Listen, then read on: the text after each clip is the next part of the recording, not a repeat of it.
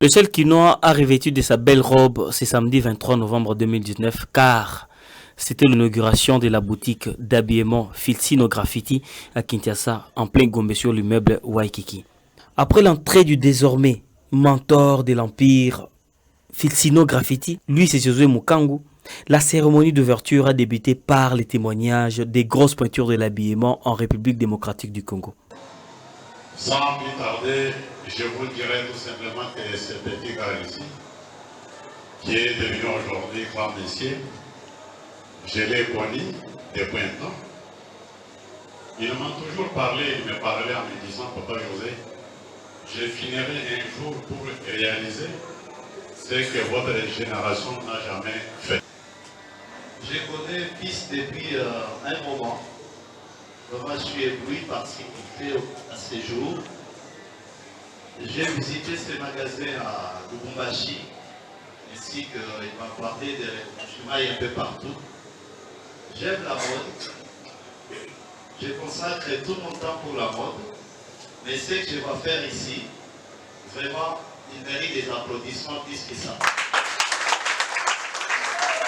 Et enfin, après les mots de prière dites par le pasteur de l'hôte, la soirée si haute en couleur a pris fin par les achats et divers, tout en souhaitant le bon et le meilleur futur pour ces bijoux érigés en plein Gombe à Kinshasa. Bon, ça me fait tellement plaisir de voir qu'un natif du pays a pu réaliser une si grande œuvre comme ça, parce qu'on est habitué toujours à s'habiller aux marques étrangères, dont les Hermès, Versace et consorts. Mais en entrant ici, j'ai pu visionner partout. J'ai trouvé que c'est de la bonne marque. C'est un plaisir, vous savez, on avait depuis un moment une sorte de déficit d'avoir de magasins, des endroits où on peut s'approprier des habits de qualité. Il faudra peut-être à l'époque faire de voyages. Les amis qui sont venus avant, c'était beaucoup plus des amis turcs qui avaient leur style, il y avait de revers qui n'étaient pas grands. Alors ici on voit un peu, on se rend compte qu'on serait peut-être en Milan ou je sais pas moi en Naples. C'est une très bonne chose pour nous qui aimons de nous faire chic et bien.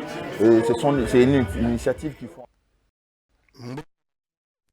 balandi nyonso ya bosolo na politique esika bozwami bozali ebele na Londres boza kolanda biso sika bo en direct na Royaume-Uni bozolanda biso na Irlande na Finlande na Suède na ba pays nyonso ya Scandinave topesi bino mbote boza kolanda biso pe na Orléans na France na Mulhouse boza kolanda biso na Neuchâtel to bosanité bato ya États-Unis Canada mais na radio Mont Bleu boza kolanda biso depuis Bunia topesi mbote na ndeko Chombe oyo baza kozwa relais na radio Mont Bleu na Bunia mbote na bino boza kolanda biso pe na Ntingi télévision chaque jour à partir de 22h boza kolanda biso pe en rediffusion na 8h na Ntingi télévision bosolo na politique boza kolanda biso pe na Congo central mbote na bino TV za radio te tobandi bosolo na politique ya lelo na bitumba moka kolonga kasi na kimia biso mibale ya kolobezali mingi pamba te actualité politique eza na mpenza ko évoluer te mingi ezomona na lelo bozoka mingi ezaka ba polémique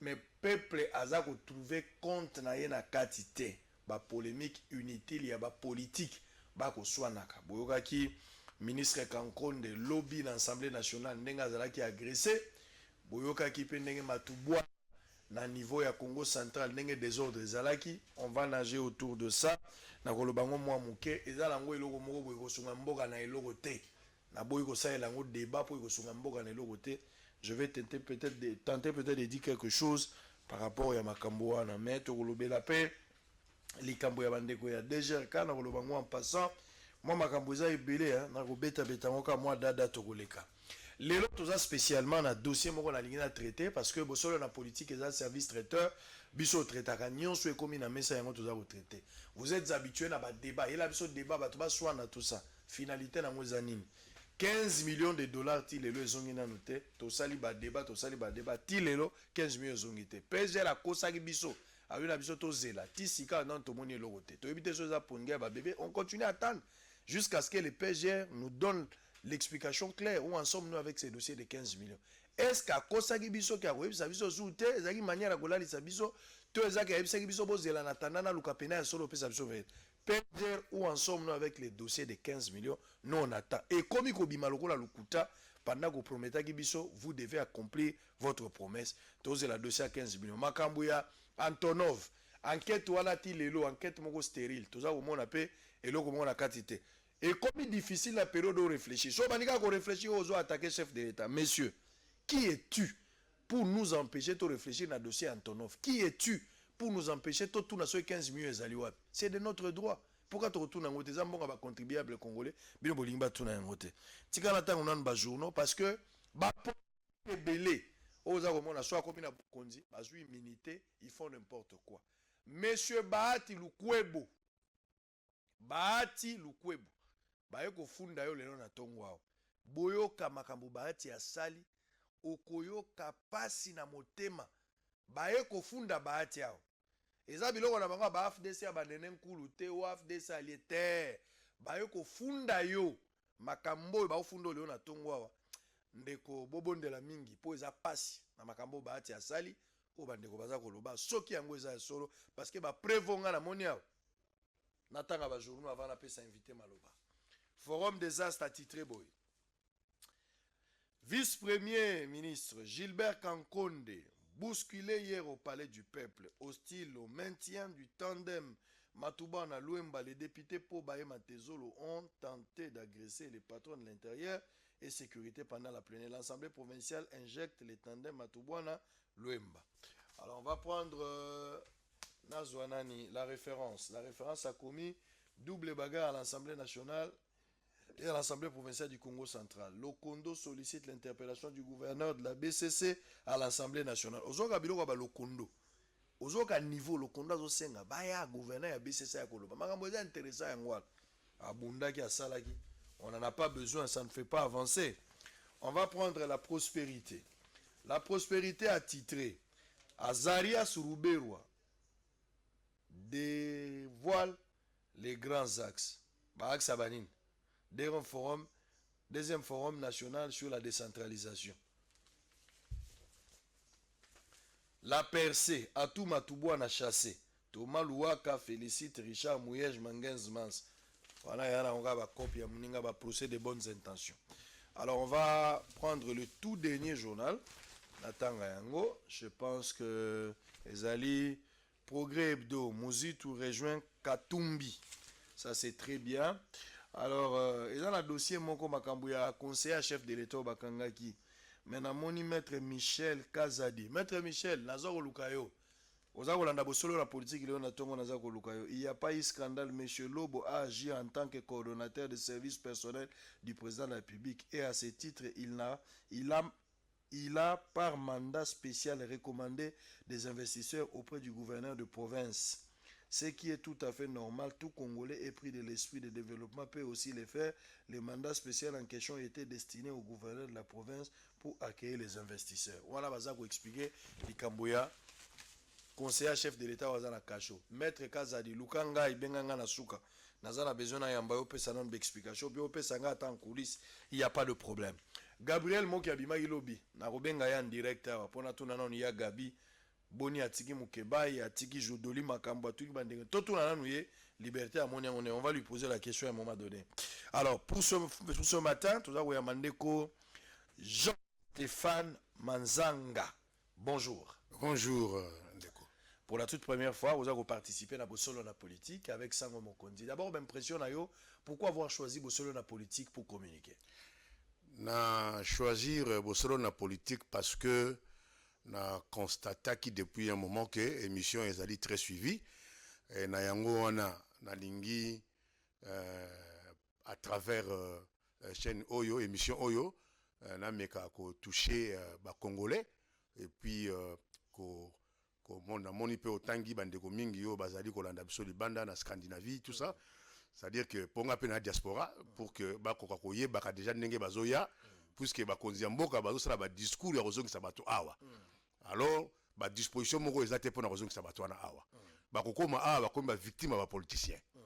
mutasali be fort na ye na bambongo na ye aye nango awa akomi awa na idea ke na sunga mboka akende komitika na munoko ya balion lokola ngana za victime bahati très bien naza victime monsieur Bahati tango toko évoluer okoyoka mawa très bien alors monsieur Bahati préparez-vous luka likaya bwa pembe na bidon mai ngana kobombelo kote sangonde yango epesa malobata na mwasi andunda recevoir chauffeur baloba yango nazo pesa maloko na ndeko ayoka bino boyoka biso na ndako.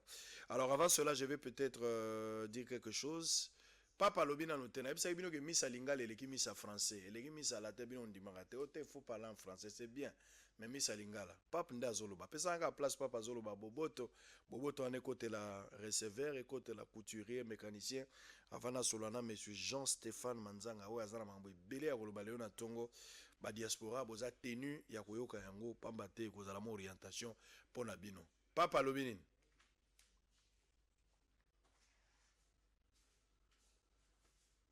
Je pense que l'élément n'est pas encore très précieux. Il faut suivre ça de près. C'est presque la même difficulté d'hier. Est-ce qu'on peut avoir l'élément, s'il vous plaît? Voilà, ce n'est pas encore prêt. Alors, je vais vous donner quelques communiqués. On a besoin maintenant des images parce que je dois communiquer sur quelque chose avant de prendre les débats avec l'invité. On va commencer avec la page Facebook, si vous voulez, parce qu'apparemment, il n'y a pas... Il a signifié na bandeko. Tout ça, le problème, voilà, ça, c'est les papes. Précieux. Précieux.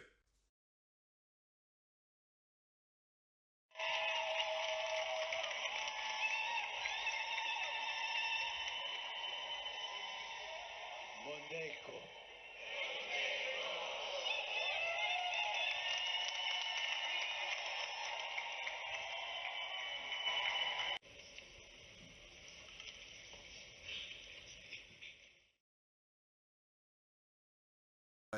Alors, je voulais préciser aussi quelque chose. Page Facebook na biso, bino batolanda bosolo na politique to sali page Facebook au depuis kala. Mais toujours actualiser ba information en temps réel. Chaque seconde, chaque minute, il y a des informations qui tombent. Et sengeli bolandaka, c'est-à-dire bato nanu bozali boyebi page Facebook na biso te pour na ko reconnaître ngo ba symbole eza très facile. Photo na ngai moko pezali na pembeni pe okomona photo ba komi bosolo na politique menacé toche bosolo na politique officielle. Botala yango nde baza kolakisa yango. Ça dit bo s'abonner belé na page Facebook na biso po boza na facilité ya kolanda tout ce qui se passe en temps réel. Toujours pesa bino information nyonso oya biso ya démocratique du Congo atana no yoki yango te awa tozala les premiers ya ko informer bino, soyez aussi les premiers à être informés par rapport à cette histoire là. Ça c'est très bien. Et puis en même temps pour la compte YouTube na biso bo s'abonner belé pambate so bo s'abonner na bo solo na politique officielle, ça vous fera énormément plaisir. Bo solo na Monzambe, les gens me posent des questions sur les ali production na biso. Oui, bo solo na Bonzambe zali ya biso ndeko kashinda nde aza kosala yango, mais c'est moi qui ai autorisé pour que eloko wana ebanda koleka. Alors on va prendre maintenant ndeko Jean-Stéphane Manzanga avant to zwa babilo kwa kolobeza mo ebele. Ozali nani?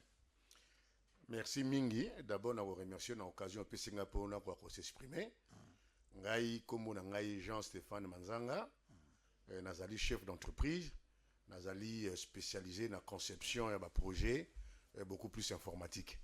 Ma projet donc je conçois des logiciels informatiques et puis na propose à l'État le quoi na zongaki na sens que mboka na biso ezoko luka mbongo libanda me mbongo za sur place awa omoni ba mbongo mingi ezoko na ba poche abatu parce que système informatique oyo ekoki ko canaliser ba revenu wana et jusque là ezate na ko pesa yo ka exemple moko il y a un moment awa makambo ya TVA bokoma ki nango abwe mais TVA les lozo profiter na nani ils ont profité na bato bazo recevoir mbongo wana l'état a un moyen moko te wa ko contrôler mbongo wana donc bango faut passer la déclaration mbongo bazui pour l'état za mbongo wana so ka boy ne pe ko sala moyen l'état za mbongo wana échapper na l'état et ana makambo belé o to sengeli ko songa mboka kaka na organisation ba mbongo ko luka libanda eza nango awa ozomona donc yoka ki pe rapport moko yo za journaliste ya conseiller azalaki ya makambo ati corruption monsieur Luzolo baki 15 millions zo bunga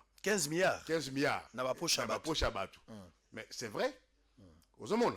Parce que le loso yi bakangio na balabala awa, OK na bureau à commissariat, mbongo zo futa wana marqué ba peso ba papier, et na ba poche na bango. Alors que eza na facilité, ya ko sala guichet moko, oyo muta ko futa ba mandu wana place wana bongo ati oza motuka na ye comme ça bongo le côté na caisse à l'état ça dit que négligence ya l'état ezali vraiment négligence monga na ko benga notoire et je me demande pourquoi et comment bateau bazana ba responsabilité wana bazoka temps réfléchir té alors ceux qui ont réfléchir siko yeli bango idée wana babandi ko zelisa oti allez au commis le rôle ndenge ngana commis na dossier à monsieur Bahati awa. Très bien.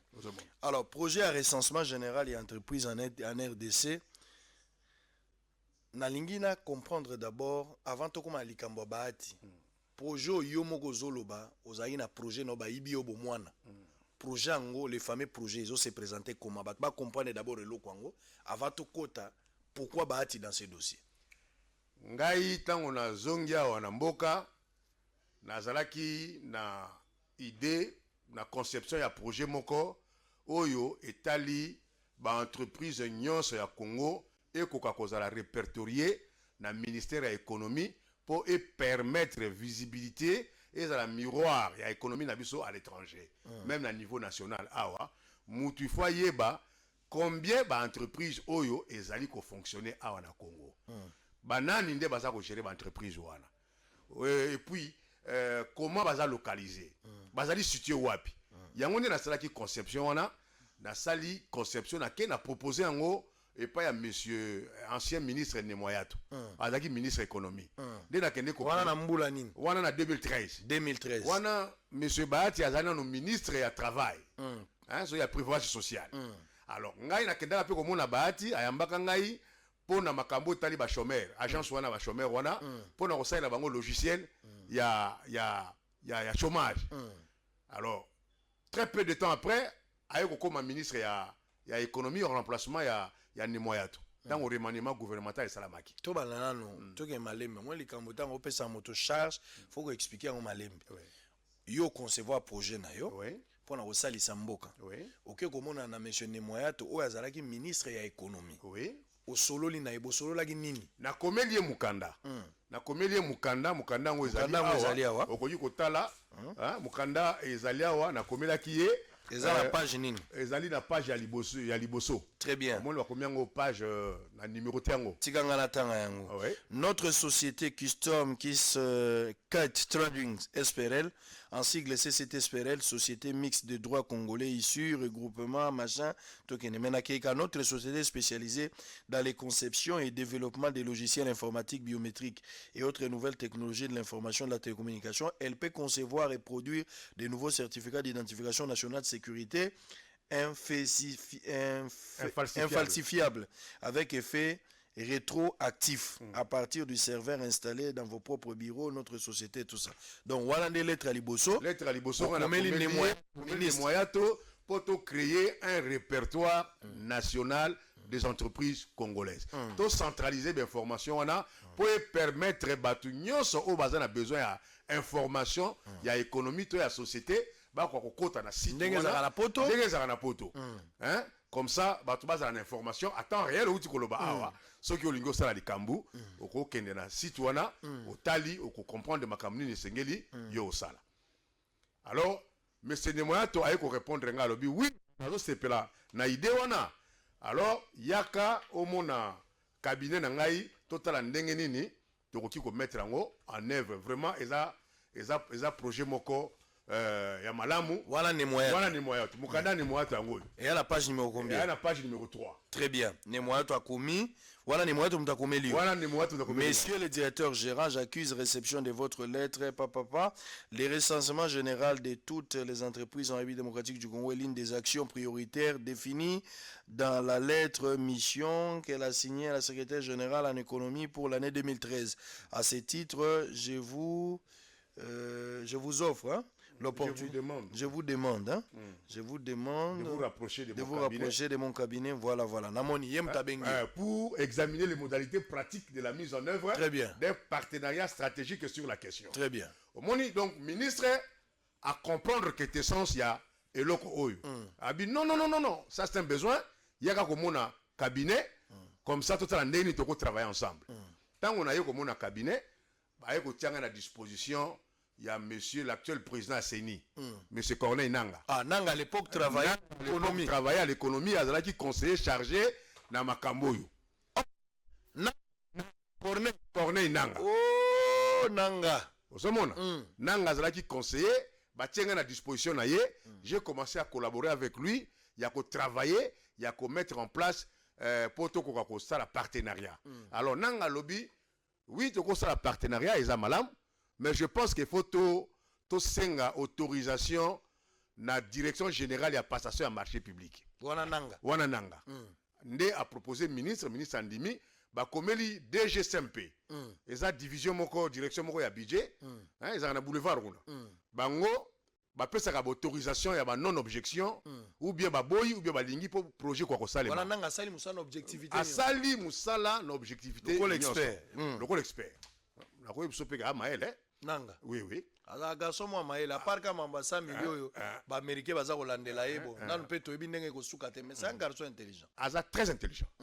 Alors a Sengi na ministre a proposé ba élargir yango na batu ba lancer appel d'offres et tout ça ba zolango mbongo capital. Hein pour na financement yako futa société ko yawana. Le ministre était d'accord avec lui. Biso pe to ki d'accord. Ba sali ba procédure wana nyoso DGSMP a ko pesa lettre on monta komaki na DGSMP di ma komaki directeur général à contrôle de marché public. Très bien. Hein? Voilà la lettre numéro 4. Les amoula, ils ont 3 pages. Voilà, il n'y a pas de problème. Donc, et puis, il y a institué commission entre sociétés, na ministère, total ndengenini, tokoki, ko sala musala, même ceux qui ont le mbongo et monanité. Parce que c'est le robot malam. Batuna kingai, ceux qui ont la capacité financière, il y a qu'au préfinancer projet. Ngai moko. Na accepta kiango. Alors, ils ont fixé na $500,000. Oh, wana simali solo ndimi olobi bon. Lokola toyokani ke tosa musala ngai moko na koyi kopesa. Na koyi kopesa mbongo ya ebandeli. Ebandeli wana. Benga préfinancement. Préfinancement. Mbongo ya ebandeli. Ya kobanda misala. Ya kobanda misala. Comme ça, lokola toi ba partenaire, toye ba ko récupérer. Tango bino boko futa biso. Ndenge ba futa biso, na ndenge za ko fonctionner. Alors, c'est comme ça que tango akoyoka na $500,000. $500,000. O boyokani yoko tia. Eza na page 7 na page na note technique oyo. Président yanani ya commission wana. Asaïla qui ministre ba conclusion. Ya ba séance de travail sur le salaki. Naza komona. Ozomona compte rendu de la réunion tenue avec la société Custom 4. Projet identification et recensement des entreprises des opérateurs économiques. Ozomona. Donc, il y a au que ce qui est la 3e page dans la conclusion, on dit à lobby, il ressort de cette séance de travail que la société CCT est techniquement outillée pour implémenter ces dispositifs sur toute l'étendue du territoire national grâce à son puissant serveur capable de traiter 30 000 données par heure. Voilà page 9. Voilà page 9. Oui. Alors, et puis, à continuer ainsi. La société CCT est prête à préfinancer la première phase du projet à hauteur de $500,000 américains disponible ces jours dans le compte bancaire de la société. Donc j'ai accepté au lieu que nous sommes mandat pour notre hôtel. Ngana ndimi nakamata mbo ngaza mona policier. Omoni ça dit que naza mona pauvre. Na bo pauvreté wana ba parents nga batindenga na poto na mbongo wana ya mikate ya ba mbisi ya okauka. O manga bande koteka. Na kende kotanga na mbisi na mbongo mbisi wana. Na ndimi ke nazwa mbongo na ngai $500,000 na financer l'état. Na aider l'état na biso po akoka kozwa instrument outil de travail wana et kozala bénéfique pour na mboka. Nga na sali yango.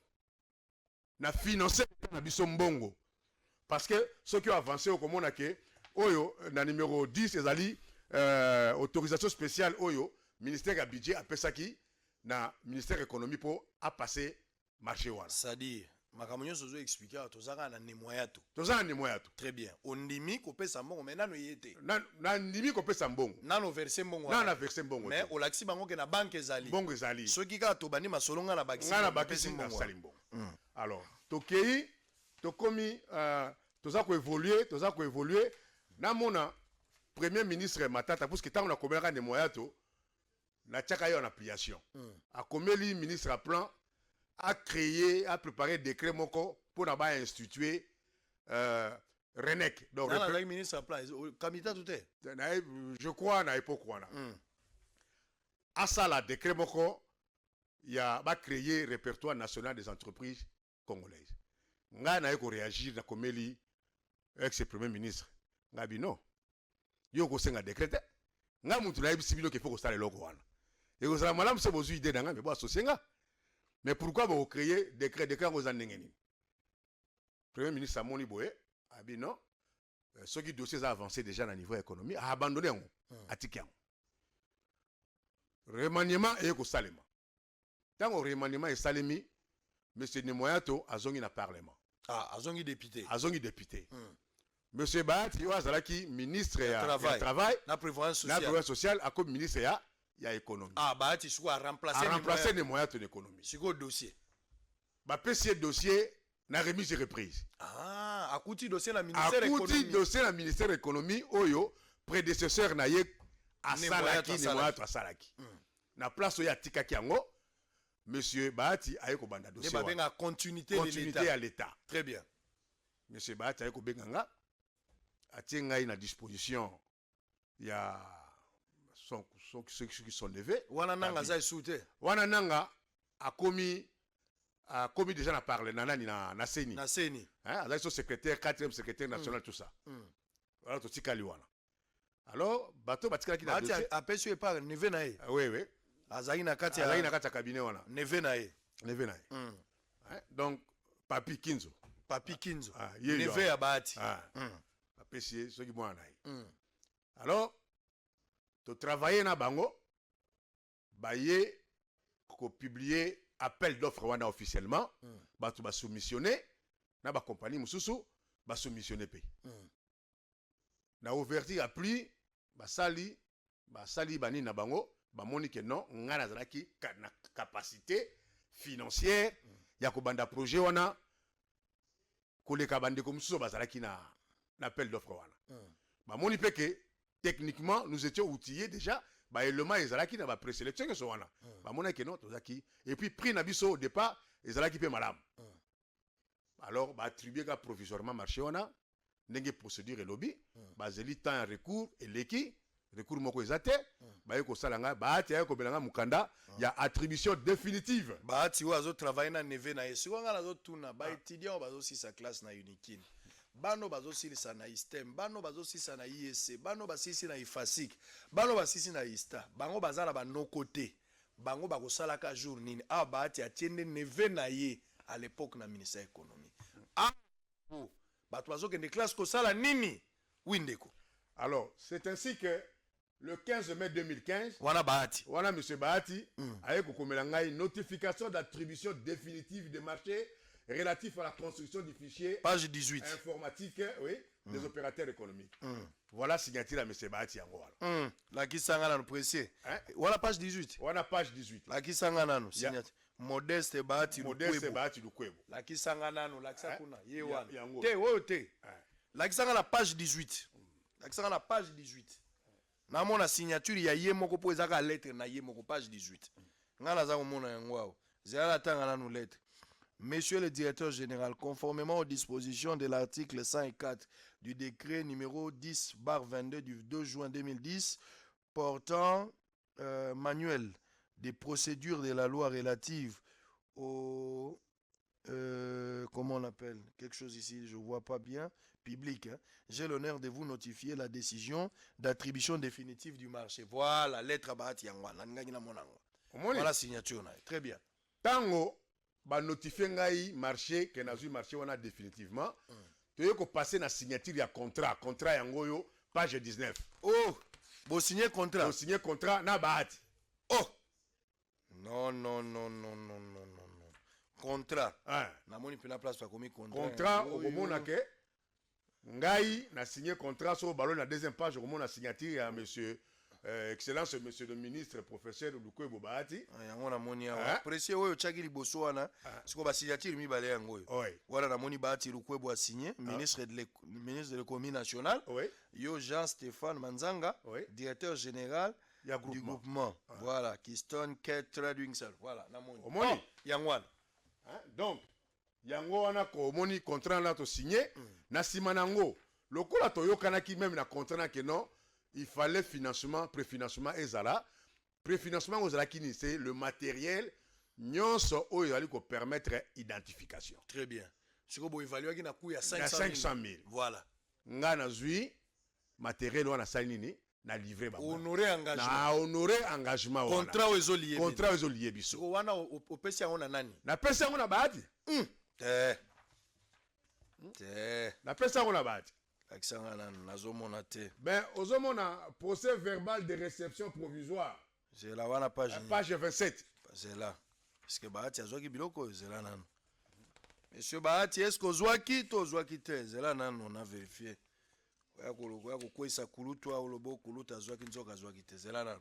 Procès page 27. Procès verbal de réception provisoire. Oh! Ya solo azwaki. Ah, limbisangai. Azwaki. Azwaki, ok. Zomona. Soko baloli na page 28. Okomona ba représentant l'état nyonso bazalaki la livraison wana. Na moni bato ba. Moni bango ba signature na bango. Naza komona bato bazalaka jour ba livraka. Oh, ba livraka. Tikala tangela bino ba kombo. Pour la CGPM économie. Wana la cellule de gestion de passation des marchés publics économie. Non et poste non. Yoka kombo. Place ozola na biso bato nyonso boza moto akufi azate. So na bengi na ndako lobi présent. Po tato la kozaki na mambo. Kambombe Mouleka, délégué du service bénéficiaire, au Koufito Oza présent. Moulon Kendi, consultant du service bénéficiaire. Mamboué Ngindu, délégué du secrétaire général. Kaimbi Wafila Biabi, chargé du suivi d'exécution de marchés publics. Alexis Mboma Kazole, secrétaire permanent pour le groupement Keystone Trading Sarel Protocol. Et là, wana muta signé Jean Yomoko signé très bien. Wana donc pour la continuer ça Yomoko. Jean-Stéphane Manzanta directeur général. Na mona signature na. Mona signature na. Très bien. Voilà tango na livré bango biloko yo. La vice-ministre ya Bahati ya économie. Ada diaspora. Atali bo dossier o boti ya lobi mais non mais c'est impossible. Mutu bon s'appelle d'offre. Hein maman Ngoma Kupendai, Solange. Moutou bino bo lancer appel d'offres. Batu ba soumissionner. Bo signer contrat. A livrer bino biloko. Boni ko futa été. Alors le contrat na dossier d'appel d'offres. O benga dao. Et ça ko pèse à l'état kaka 30 jours calendaire, ça veut dire 45 jours. Pour foutre bon. Pour foutre bon. Maintenant ça fait 2 ans. Oh, vous ne les payez pas. Bahati avait fait combien de temps dans le ministère wana? A Oumeli, elle a remplacé Nemoyato.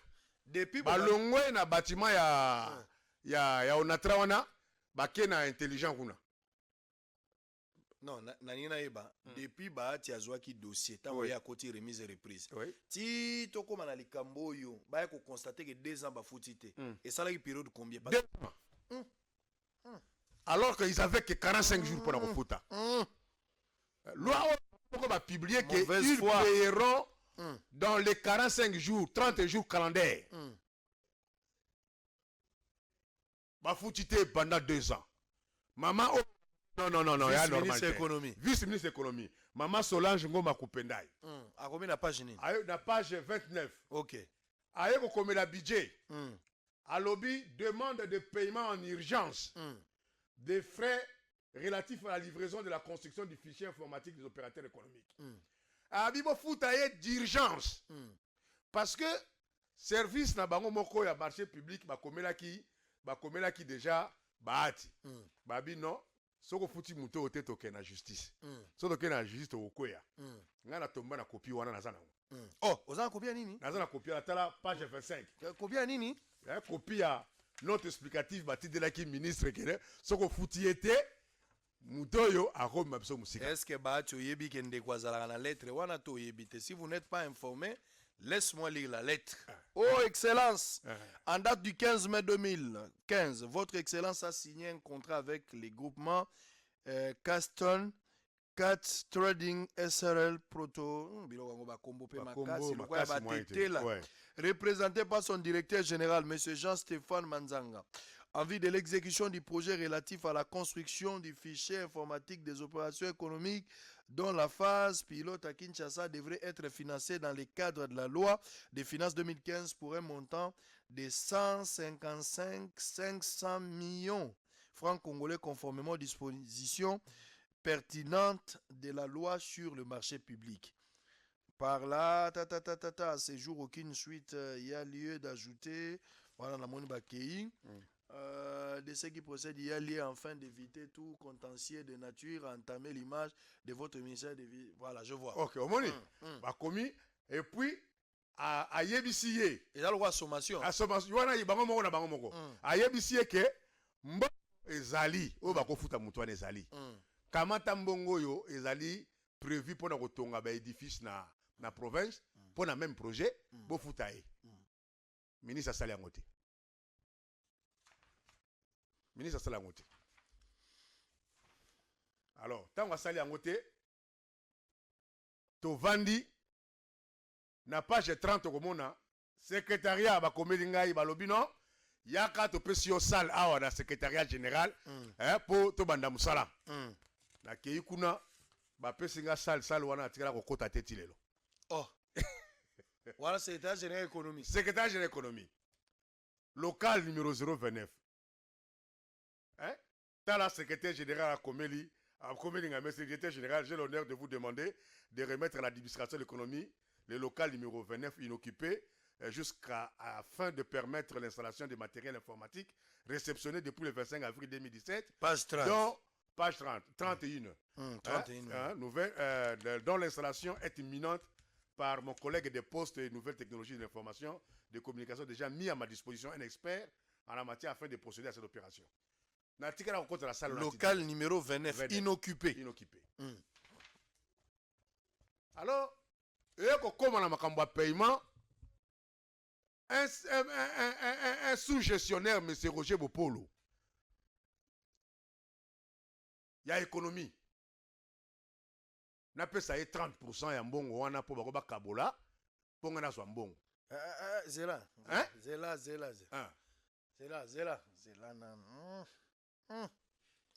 Zela. Nazozonga, Zela. Tikanan. Mona chebiki na kati. Tala na kae yango tala. Na chebiki na kati. Naza zonga. Zela.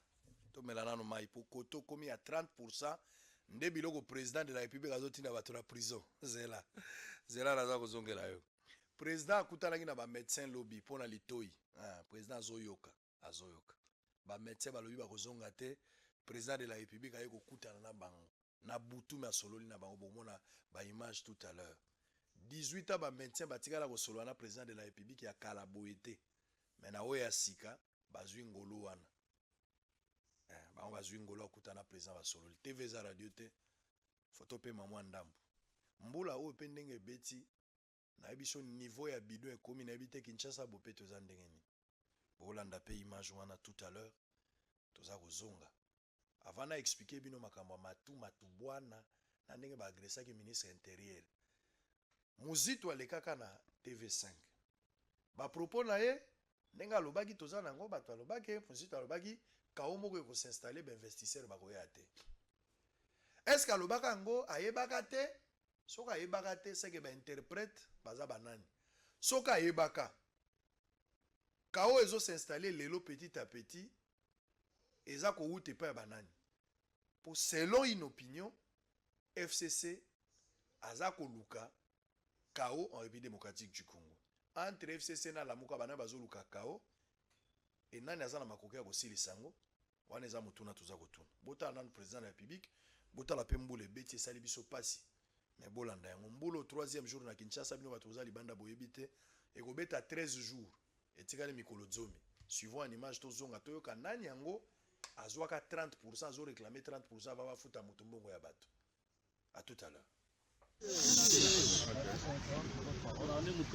sommes des médecins non primés. Non primés. Non primés et non payés. Non payés. Vous travaillez déjà? Oui, depuis 5 ans. Plusieurs années. Des années. Parmi nous, il y a de ceux qui ont fait 3 ans, 4 ans, 5 ans. Sans la prime de risque. D'accord. Bon. qu'est-ce qu'il vous faut maintenant?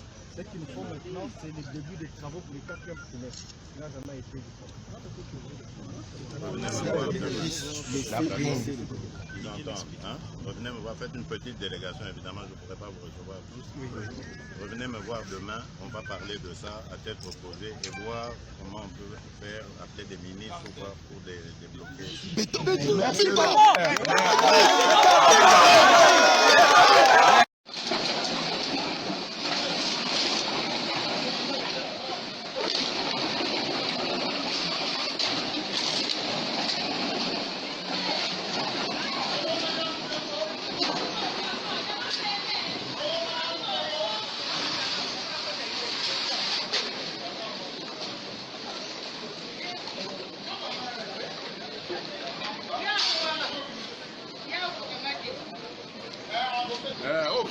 Qui n'a pas chaîne belé.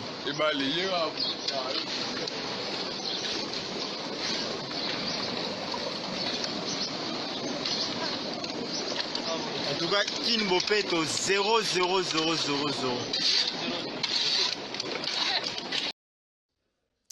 Oko Kansalwa ba pot de fleurs.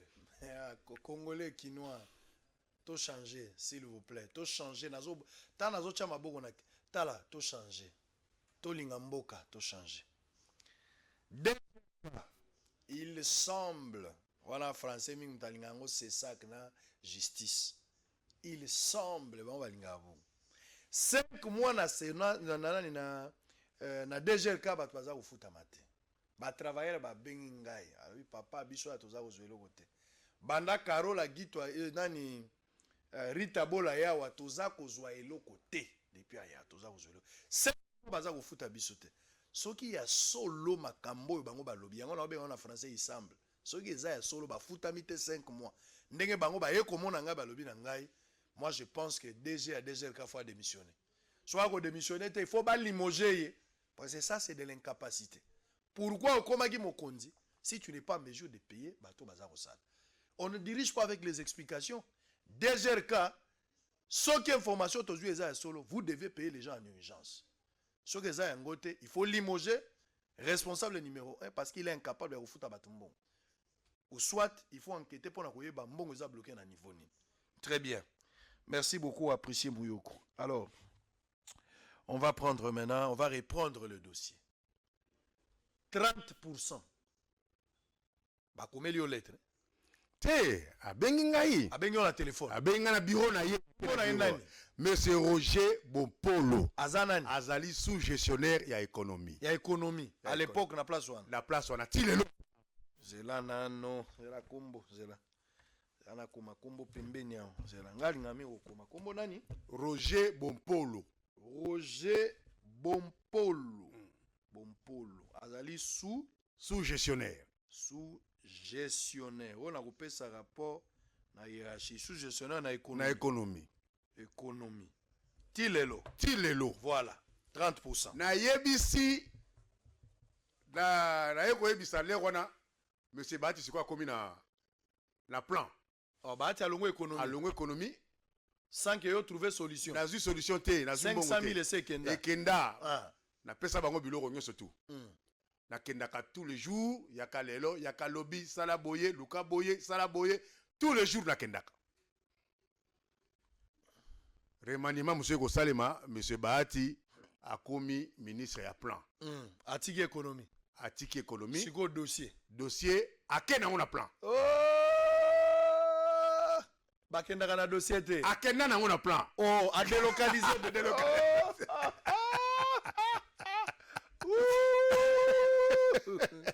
Akena na roya we.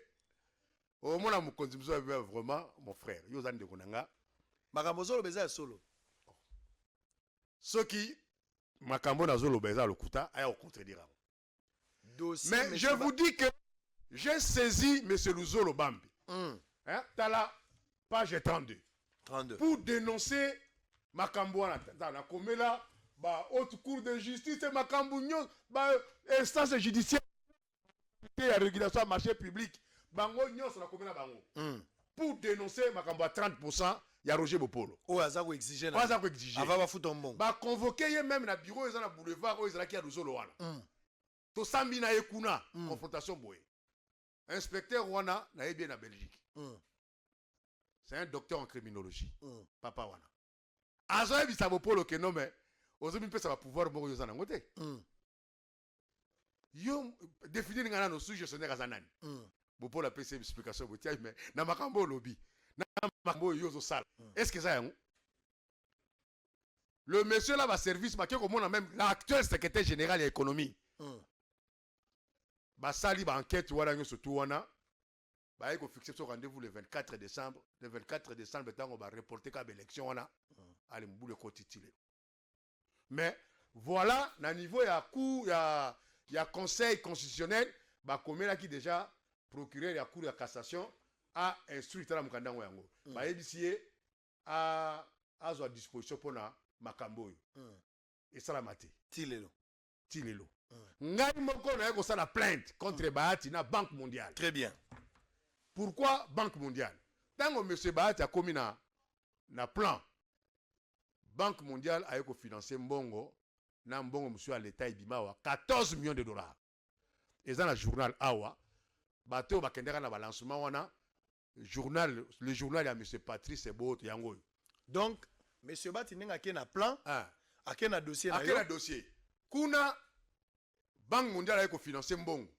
Directeur général Banque mondiale aya awa basala lancement awa na Béatrice. Sans que yozala. Sans que ngana sala. Mukolo projet. Nazati. Ba créer sikoyo responsabilité na ba pesa ngona Ines. Au Institut national des statistiques. Oh, mais banda kala bozalaka wapi? Mukolo projet azali. Banda kala bino Institut national des statistiques bozalaka wapi? Est-ce que Ines donc c'est que ça qui vide hein? Nazali nazo soir maloba na ngai hein responsabilité. Parce que soki mibeko ya mboka selon ndenge DG wana alekaki na RTNC azoloba na directeur technique na ye au recensement général de l'entreprise ezali mission ya nakati ya attribution ya Ines. Mais ça veut dire que Ines boza coquille vide boza mael était. Boko banda kala pourquoi bo réfléchissaka teke il faut que ça le local. Mais ce qui l'état o ya institué Ines le même l'état a kamati et loko na loi ya passation ya marché public l'état azali na pouvoir ya la délégation de pouvoir. C'est-à-dire que dans l'article 20 la loi ya passation ya marché public l'état a koki kozwa portion na ya pouvoir à pesi un privé. Yango nazo mona partenariat public et privé. Yo ko contester on dit que non ezali l'état ko sala bongo te parce que yo nde ozali institut national de statistiques. Bongo ndenge l'état a sala ki appel d'offre. Ayeba ki te que yo salaka. Donc ça veut dire que nous sommes dans un état escroc. Alors que l'état est escroqué. Ce sont des gens batou. Nde ba mabe. Ba mabe. L'état ça na ta lokola sikoyo. Mbongo na ngai na loi de finances nyonso elekaka. Ezalaka. Mais nazo kangote. So que la loi de finances, okomona mbongo wana ezali. Gouvernement a voté un budget pour un projet Oyo chaque année. Mbongo wana ezolima emona raté. Yo zo bénéficier ne na option le côté. Bon, na lingi na yeba. Pour wana to expliquer ba comprendre déjà problème. Ozo senju ma beni nyozo mona na ndeko Bahati. Ndeko za bokanda no likwa Bahati zani. Non, ngala za na kanda monsieur Bahati. Peut-être il faut pas comprendre ngai. Ça dit que je ne suis pas acharné contre Bahati. Monsieur Bahati karandengo wana. Je dénonce plutôt ba comportement délictuel wana eza malamu te pona mboka na biso. Tala mokonza zo kende libanda ko luka batu ba ya awa. Mais ngana za na ba partenaire ba libanda. Est-ce que batu wana ba koza ne sengo penza soki mutu moko abeteli solo ya RDC aya aoya. Aoya te. Aoya te. Mais président de la République actuelle, il faut y aller. Tous alliés belé ba victime ba ministre. Soko bengi ba to lancer un appel au monde ba boya. Moto yo asali be fort na ye na mbongo na ye aye awa na makanisi yake akoyi ko sala quelque chose à malamu a komeli kaka l'état ministre a mon idée wana malamu a bloqué am. Atambusi yo botiti au monde aye boka sali am. Mais il n'a pas réfléchi. Aye bité ba effort ni yo sali. ayebité ba effort financier ni yo sali pour comment voilà. Ça c'est quel genre de pays? Je vous dis que en 2013, moi j'ai écrit à l'ancien président Joseph Kabila na YBC boy. Dans un mukanda. Na YBC il y a possibilité de créer 100 000 emplois dans le domaine informatique. Ah, on a Congo.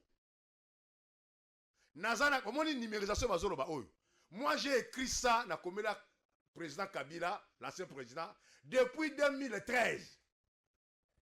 Qu'il y avait la possibilité de biométriser Mboka Oyo. Et la biométrie, par excellence, l'informatique, et ça n'a pas de diamant, n'a pas coltan au bazoloba.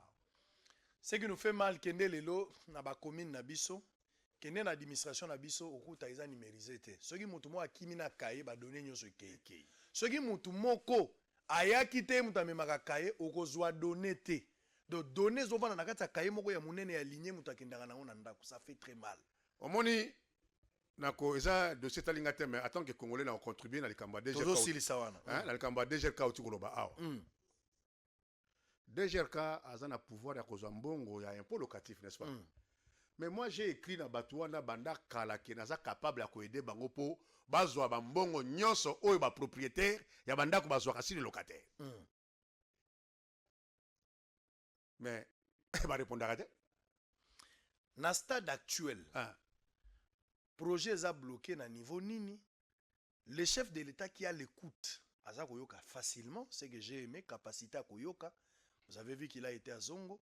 Vous avez vu qu'il a été Naba médecin. Vous avez vu qu'il a été na Manzalemba. Vous avez vu qu'il a été na diaspora. Nous avons espéré père que negota la bateau place to kendaki na île Mongole na katikati ya mai précieux ce qui m'a joindre za kotela ngai na île wana Mongole ndenge mai memi bato bambulu ezobeta bato bakokufa kuna toza kosenga na président de la République kende kotala bato wana s'il vous plaît mokonzi mboka kende kotala bato wana bo évacuer bango baya na mokili. Talamai, presa ko lakisa bino ba image ya va so bat. Talamai, bato wana ba ko vivre ndenge nini. Basi na bana, ngala zwaki courage avec tous les risques tala yangwana na kenda ki tikuna na mai na katikati ya fleuve. Ba congolais baza ko vanda na fleuve. Tala ngai na zolongola sapato pona ko kota na kati ebale. Pona ko tala bandeko nanga. Le bien-être universel c'est vivre pour moi na botami kuna. Likolo ya mai. O kanisa lokola Moïse ba tiena berceau, ba boaki ne bale ndenge zaki na era pharaon. Mais c'est pas le cas tala moi na ono zomona na bébé likolo ya mai. O wana tozo kota na kati hôpital to koti na boatu na kati hôpital boatu akuti malade moko wana mama moko azana bakangie pona nyongo 25 000 francs alalika likolo mbetu mwana moko pa za malade makwei na mai tala pasi mokonza mboka oyokaka sala nyonso omeka kosolo na bandeko bo évacuer bango pona kobatela bango kokunda kaka bibembete mais boza na politique à prévention. Qu'est-ce que le chef de l'État doit faire? Ozomona ndenge ba image nazo laksezo sa pasi nazo laksa ngone sengote ministre Steve Mbikai makambo etali yo place akolona yangoyo ezala musala na bokende kozwa bato assistance humanitaire bobi msabango na mukili plus de 5200 personnes bazovana na île wana mais na ba conditions infrahumaines tala wana na longoli même na tala pantalon ndenge na gumbi pona kosola mama ona za malade menacé ma ezali wana za bambeto mabaya ezaka banzete babuki et puis baloni yango tala passe pas toza kosala. Je pense que le chef de l'État yo kibiso yo pona yo qu'est-ce que le chef de l'État peut faire en urgence pour sauver cette situation, pour récupérer 500 000 $ na yo, ne serait-ce que ça, oh yo, au pesaki l'État, pour le moment, attaque aux sabazong, c'est lui en côté, mais qu'est-ce qu'on peut faire pour te satisfaire par rapport à oh yo, salaki, et puis encourager, bato baza musika balingi pe baya na mboka. Nazo, à chaque fois, dans occasion, le cas na télévision, to na radio, naza ko senga que chef de l'État aya mbangai parce que il faut na yebisaye makambo nga naza nango. Et puis, Yé Azali, le garant de cette nation. Moutuloko la M. Bahati, Azali sénateur. Hein? Dossier où on a fondé dans le parquet général de la Cour de cassation. Depuis le 1er avril 2019. T'as ça 8 mois. Bazo benga été. Ils ont que de nier pas. Ils n'ont pas émoté. T'as la yangoy. Procureur général a tindaki dans la police de la casier judiciaire dans la première investigation. Bazong s'est lié le dossier dans le mois de juillet. Tile-le et le remonte. Bon, est-ce que aux hommes on a vraiment pas signé aux alakés? Yo ont un problème. Ok, la justice pour bailler songa yo. Au quoi qu'aux on a pas droit là. Bailler mbakayote. Bon. Hein? Donc si on a moyen, oh bango bako lingate, moyen aux la justice c'est on les athées. Bon, zela. Hein? Ba weya ko kangayo pambo koti kasho. Zela nazo silisa na benga vie gabi. nabenga Gabriel Mokia ebisanga ndenge ni atiki moto na ngai mukeba ekuna atiki bato nyonso badoli makambo atiki bango ndenge nini via uti kobima tika na benga nanu ye soki akoyambawa po ke tozwa ye wana azwi Kulutu Gabriel Mokia mbote ozali en direct ya bosolo na politique. Ouais. Tozali koyamba yo obimaki na prison centrale ya Makala lobby ozali libanda siko oza na ndako na yo est-ce que ozo confirmer penza ya solo obimi? Na bimi. Alors kobima na hein. Okoloba bimi mais to ba ki famille yango te to ko se désintéresser bango to na arrangement la miable makambo yango esi. Ah bolingi bo arranger à l'amiable na famille ya mwana mwasi oyo azaki lokwa plaignante. Na boni santé ya mwana mwasi ngazaka na hôpital to esa na ndako za na information abima bandakala esabi boni otiki bandeko mukebai bandeko doli makambo baza très bien ndeko doli pe azaka na prison kuna epesika yo zalaki tozalaki na doli saki soir tokobanda biso mwa doli bareza abokolia mwa bareza abimaki nde lokola bato bazalaki ebele doli abandi osukula mwa esusu opesaka mboka ya sokolati. Très bien. Donc tozo confirmer que ozali libanda likambo eza isusu te eza liberté provisoire te hein? Bon ezaka ba liberté provisoire ezaka parquet mais soki kosi boyokani déjà etikala parquet moko asala le reste. Très bien. Balandi nyonso ya boso na politique basuetaki komona yo obima lokolo obimi bolongo nya nzambe azwa lokumu. Ah. Merci. Banda comme ça to bundaka bitumba politique esilaka te hein? Ouais. Est-ce que ezaki dossier politique to ezaki pena yo ndo ezaki na mbeba? Na nsima bato bazalaki mbeba nini na kati ya lopango na ngai nazobima na balabala nde makambo esalami wana eske ngai nakende oluka moto epa na ye kaka wana ya lopango. Eske ozokanisake bakangi yo mpona makambo yango ekasadi? Oui, tout le monde est derrière hein? Sauf le président. Anita bamagistrat balingi kotinda ngai na prison te mais kaka wana le lendemain baorde uti quelque part mobulu bakende prison batieka ngai moko na motuka ya la police bakotia ngai na makala eske omona yango ezalaki normal po kaka nalingi nanga koalimie pe te tobundaka tokosambaka na conseil d'état na bango etasani na groupe ya bato nyonso bailego baye kosomba bandako na ngai tosamba objectif na bango ezalaki nazala libanda te bakende osamba kome epa na conseil d'état. Très bien. Merci beaucoup, Kulutu. Très bien, merci beaucoup. C'était Gabriel Mokia. Via lobby ba memi na motu kaka yemo mais so abenga ke héritier watanabe linga ko balukaka na rond point. So abenga ke héritier ba linga balukaka na rond point vers linga ko tate. Tokomi na suka un numéro ya téléphone na autorité bato balingi ba contacter peut-être pour na kosunga na dossier on a un dernier message nga na osilisa. Oui, numéro na nga ezali 082 36 70 564. C'est ça le numéro moko wana. 082 36 70 564. Alors na message asuka oyo tuni ngai nazosenga chef de l'état ayamba ngai a résoudre le problème oyo parce que monsieur Bahati azali sénateur. Omoni ke na niveau ya justice aza intouchable. Nde to comprendre sikoyo.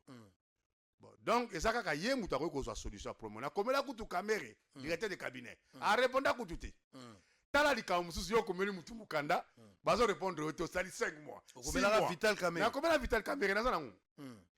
Na komeli atikala ko répondre te na senga ki audience, mais na expliquer dossier na sali dossier mobiba boye. Na tindeli. Na zana accusé de réception, ayambanga te abengate information mokote. Bon babi kaza vienai. Monique wala ndeba oloba ke no aza vie na ye. Bon mais mboka na biso eza kosenga biso moko tozwa charge na yango ba congolais. Tokomona te ke après 59 ans ya indépendance tozalaka ba bébé. Mais il y a des Congolais ici qui peuvent toi d'abord biso moko ba investisseur awa. Très bien. Très bien. Nous sommes arrivés à la fin. Oui. Merci, c'était monsieur Jean-Stéphane Mazanga. Oui. Ndenge oye kotala biso. Je pense que mbela na yoka na mokonzi mboka pe na batu nyonso. Naza ko rappeler numéro na yo ezali 082 36 70 564. So ba bengi ba kozwa yo na sika wana information eza claire. Commission na Sénat. Oyebi ke élection ya commission Outiko Salama, François Mwamba azali élu président ya commission PAJ à niveau ya Sénat. Ancien général ou azalaki na Mobutu na kala Baramoto ba élire président ya commission ya défense. Donc Nenge Dada nani je voulais dire qui Jeannette Kabila azana assemblée provinciale ndenge pe ndeko Baramoto ou azara général na kala ya azana Sénat.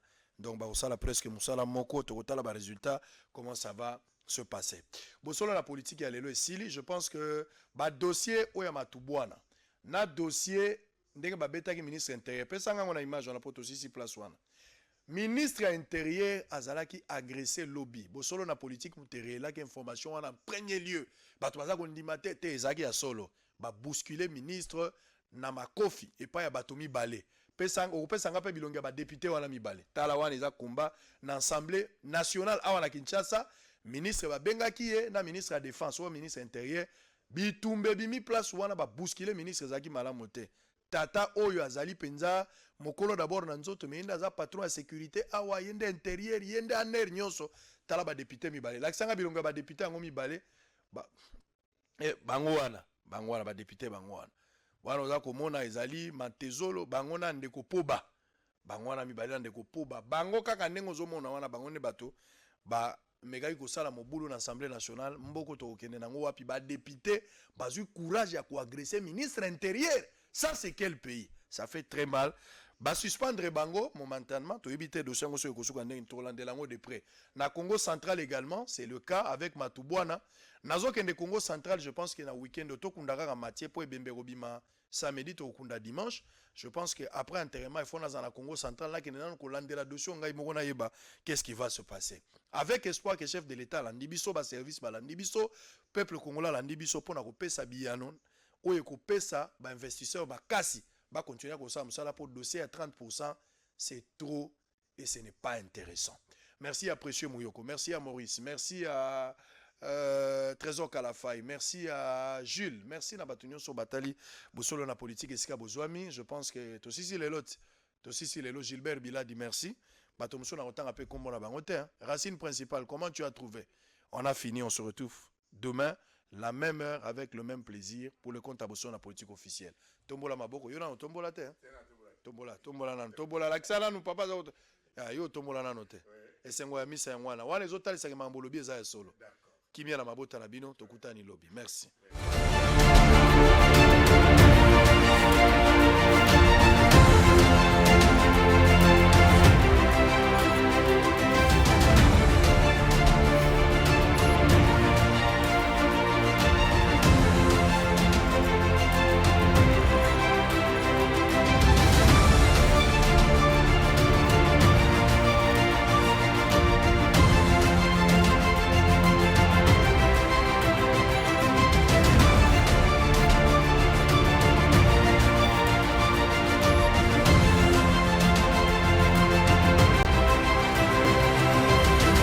Tombola maboko mise komi na suka